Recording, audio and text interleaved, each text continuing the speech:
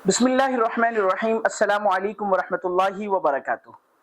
हमारे निकाह के हवाले से गुफ्तगू चल रही थी, कई मौज़ूआत पर हम गुफ्तगू कर चुके हैं और आखिरी गुफ्तगू थी हमारी औलाद कैसे फरमा बरदार बने।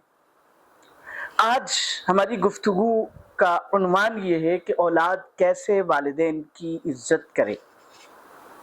इस सिलसिले में जो मसाइल पेश आते हैं वो पहले मैं आपके सामने रखता हूँ। मसाइल ये पेश आते हैं कि माँ को शिकायत होती है कि बाप की इज्जत नहीं कर रहे, बाप मेरी इज्जत नहीं कर रहा, और बाप को शिकायत होती है कि इन बच्चों की माँ मेरी इज्जत नहीं कर रही। अब नतीजा ये होता है कि औलाद तकसीम हो जाती है। औलाद क्या करती है, अगर बाप की तरफ उनका रुझान है तो बाप की इज्जत करती है, माँ की नहीं करती, और माँ की तरफ रुझान है तो बाप की इज्जत नहीं करती। और आम तौर पर चूंकि मियाँ और बीवी में मजलूम जो है वो औरत शुमार होती है, माँ शुमार होती है, उसका नतीजा ये होता है कि आम तौर पर घर में जब औलाद जवान हो जाती है तो सिर्फ माँ और औलाद की चलती है, बाप सिर्फ एक कमाने वाला खिलौना बनकर रह जाता है। लेकिन ये ज्यादा देर नहीं चलता, ज्यादा जाहिर सी बात है जुल्म का बदला होता है।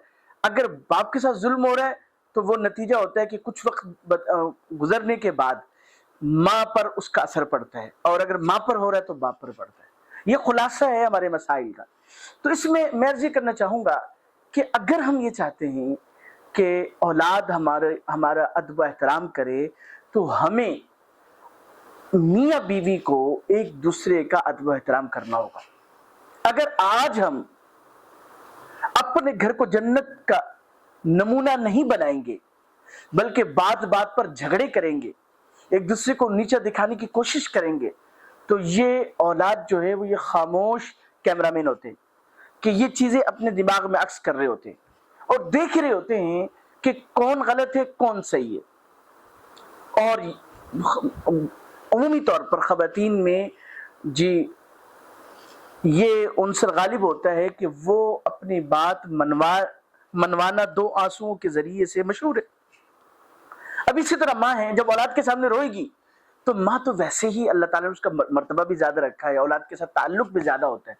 अब नतीजा ये होता है कि माँ इन आंसुओं की बदौलत औलाद को फितरत तो कर लेती है, लेकिन ये भूल जाती है कि इसका असल सुकून और असल ताल्लुक खामिद के साथ है। औलाद ने तो बेटा है तो एक दिन बहू के साथ अलग हो जाना है, बेटी है तो अपने खामिद के साथ अलग हो जाना है।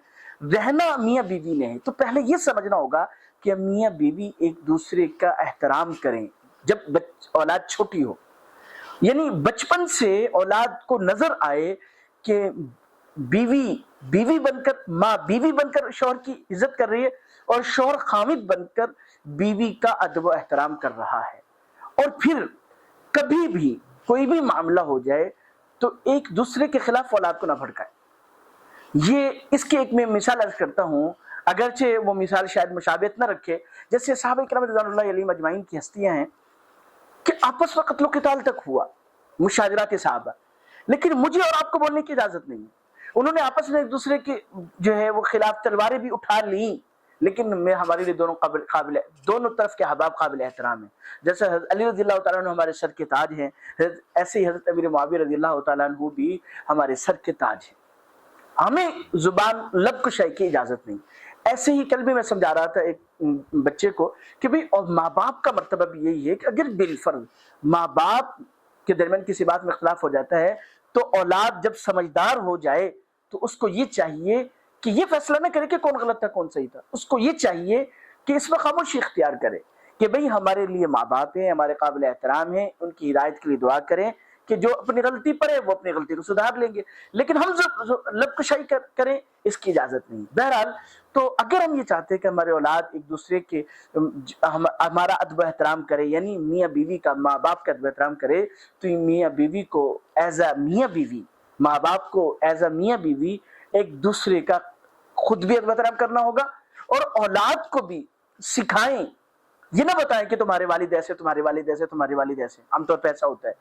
और बाप अगर औलाद के बारे में तुम्हारी वालिदा ऐसी, तुम्हारी वालिदा ऐसी, भाई देखिए बात ये कि परफेक्ट तो कोई भी नहीं है, تو بھئی آپ خوبیاں بتائیں اپنے اولاد کو کہ بھئی تمہارے والد میں یہ خوبی ہے، تمہارے والد میں یہ خوبی ہے، اور وہ یہ بتلائے تمہاری والدہ یہ کام کرتی، اتنا خدمت کرتی ہیں فلاں.